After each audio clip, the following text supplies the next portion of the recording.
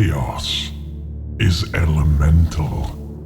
The forces of the warp are regarded as gods, their servants as demons, and their powers as sorcery. That is how mortals who know of the warp talk about chaos. But that is rationalization of something much bigger and more terrifying. The forces of chaos are not gods, in that they are not like people. They have a sentience, a strange nightmare sentience, patched together from the emotions of mortal races.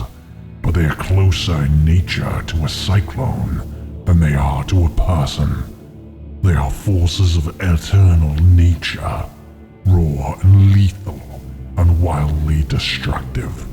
This is not because they choose to be, or because they enjoy it, any more than a flood chooses to sweep away a town, or a tornado flips over things for kicks.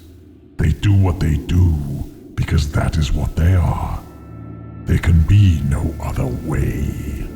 These powers oppose and antagonize each other like the poles of magnets. Despair and rot claw at the desire for perfection and endless pleasure. War sweeps away subtle power, and so on. The elemental power of the Chaos Gods comes from the emotions of all sentient beings. Khorne does not exist because people worship it as a god of blood and war. Khorne exists because sentient creatures feel anger and rage and want to destroy and kill and see their enemies broken. It does not matter to Tzeentch if a mortal who plots for power or hungers for knowledge does so in its name. The emotion and thought is enough to keep the cyclone turning. Khorne is the most powerful of the Chaos Gods, a figure of titanic power who is worshipped by the mad and the violent across the world. Where Nurgle is jovial, Khorne is furious. Where Slaanesh beguiles, Khorne demands. Where Tzeentch schemes, Khorne slaughters. Khorne is known as the Blood God, for that is what he craves above all things. The shedding of blood, the reaping of skulls, and the violent acts of war. He is the Lord of Murder, and his bellows of rage echo throughout the eternities. He welcomes all who will worship him, just as long as they are willing to slaughter in his name. Khorne's warrior code is simple. He demands that his worshippers fight, as much and as violently as possible. He has no time for magic and trickery, and he cares little for the cunning gambits or ruses favored by the desperate or cowardly. His disdain for such petty tactics does not stem from honor, however, for Khorne has none. He is simply rage made manifest. A true devotee of Khorne will stride fearless into the fray, praising his barbaric name with every axe stroke and sword thrust.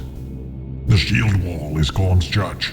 The ringing of blades is hymns of devotion. Whenever battle grips the world, Khorne's power swells within the realm of chaos, and so it is that he remains the greatest of the Dark Gods. For there ever have been, and ever will be, lunatics and murderers willing to offer him devotion.